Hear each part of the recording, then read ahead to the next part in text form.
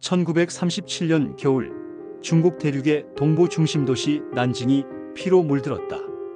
일본 제국군이 중국 국민당의 수도였던 이 도시를 향해 진격하면서 벌어진 이 전투는 단순한 군사 충돌을 넘어선 인류사의 비극으로 기록되었다. 이른바 난징 전투는 상하이 전투 직후에 발생한 대규모 공세로 전투 그 자체보다도 그 이후 벌어진 참혹한 상하이 대학살로 더욱 잘 알려져 있다. 그러나 많은 이들이 간과하는 사실은 난징 전투가 단순한 도시 함락 과정이 아니라 이미 2차 세계대전 전강기라는 거대한 국제적 무관심 속에서 예고된 전쟁 범죄의 서막이었다는 점이다. 1937년 12월 13일 난징은 일본군에 의해 점령되었다. 그 과정에서 도시 곳곳은 파괴되었고 무장해제를 선언한 중국군은 조직적으로 저항할 틈도 없이 밀려났다. 그러나 진정한 비극은 도시가 함락된 이후였다. 일본군은 난징 시내 곳곳에서 조직적 약탈과 방화를 저질렀고 항복한 포로와 민간인들을 상대로 벌인 대규모 학살은 국제사회를 경악케 했다. 상하이 전투에서 이미 일본군의 폭력성이 드러났지만 난징에서 그것은 명백한 전쟁 범죄의 형태로 발전했다. 상하이 대학살이 지역적인 민간인 피해였다면 난징에서의 만행은 체계적인 학살로 인류 양심에 깊은 상처를 남겼다. 난징 전투는 2차 세계대전이 본격적으로 발발하기 전 전강기의 국제 질서가 얼마나 무력했는지를 보여주는 결정적 장면이었다. 국제연맹은 아무런 제재를 가하지 못했고 미국과 유럽은 유화 정책에 몰두한 나머지 아시아에서 벌어진 대량 학살을 사실상 방관했다. 전투는 종결됐지만 그로부터 벌어진 학살과 강간, 도시 파괴는 단순한 전쟁의 부수적인 결과가 아니었다.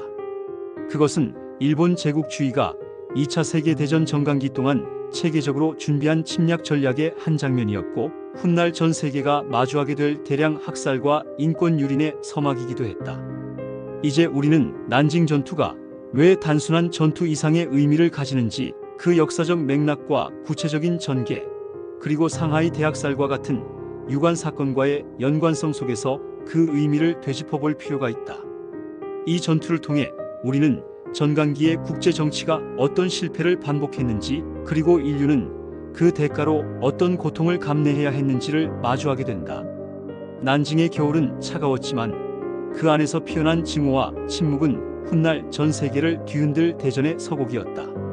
난징 전투, 전강기의 허점을 찔러버린 침략의 정점. 1937년 12월 13일 난징은 일본군의 손에 함락됐다. 중국 국민당 정부가 수도를 이곳에 두고 있던 만큼 이 도시는 군사적 정치적으로도 일본군의 1차적 목표였다. 하지만 이 전투는 단순한 전략적 점령에 그치지 않았다. 상하이 전투를 거쳐 난징으로 밀려든 일본군은 이미 극단적인 군사작전과 민간인에 대한 잔혹행위를 반복하고 있었다.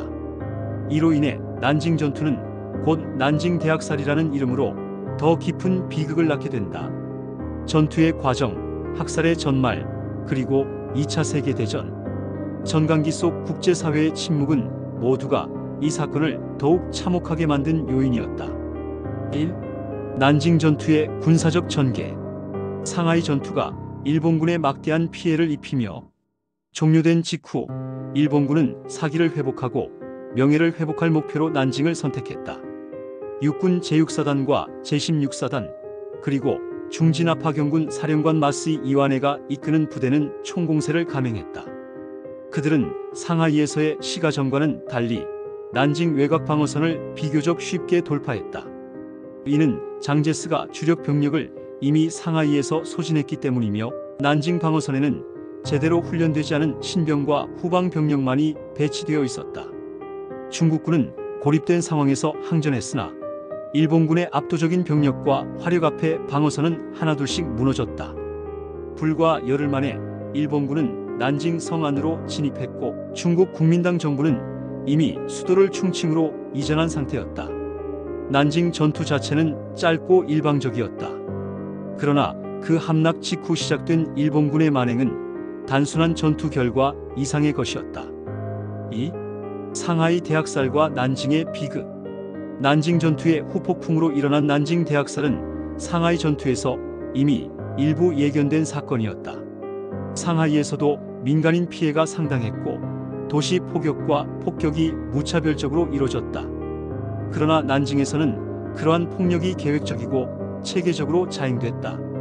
전투가 끝난 후 일본군은 항복한 중국군 포로 수만 명을 총살하고 강간과 방화, 약탈을 벌이며 도시 전체를 공포로 몰아넣었다.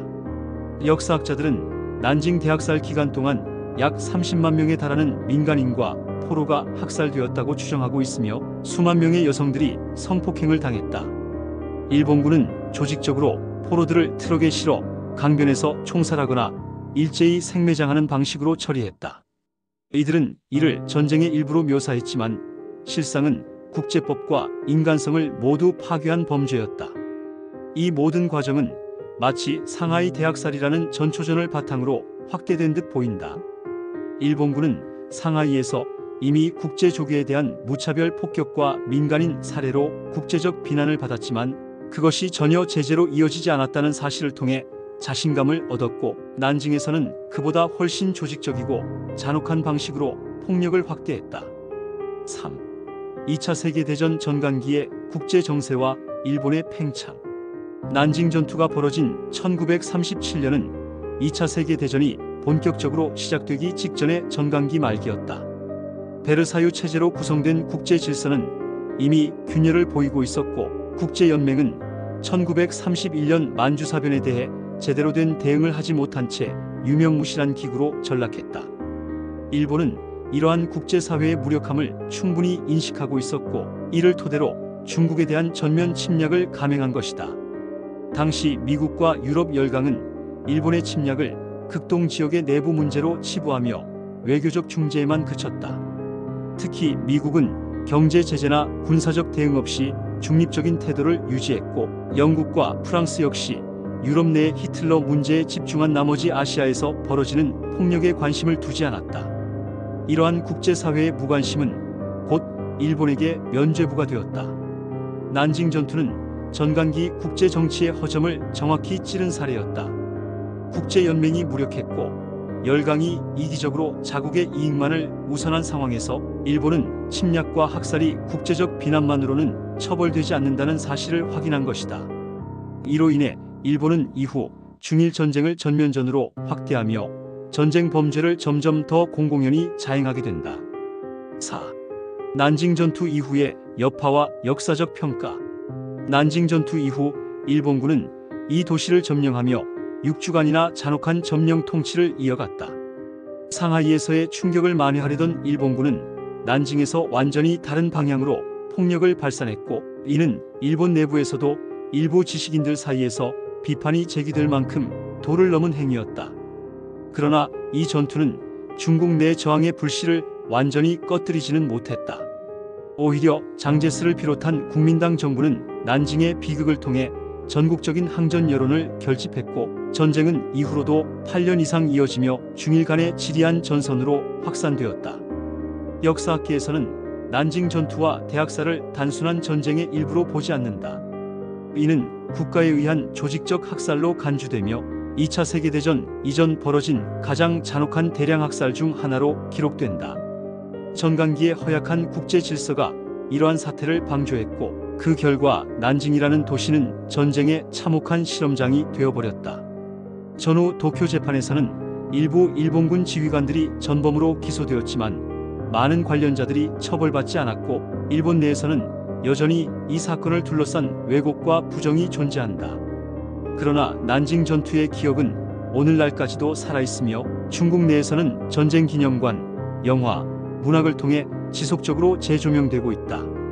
국제사회 역시 인권 문제와 전쟁 범죄에 대한 경각심을 높이는 데 이 사건을 주요 사례로 삼고 있다. 난징 전투는 단순한 전투가 아니라 국제사회가 침묵할 때 어떤 참극이 벌어질 수 있는지를 극명하게 보여주는 역사적 경고였다.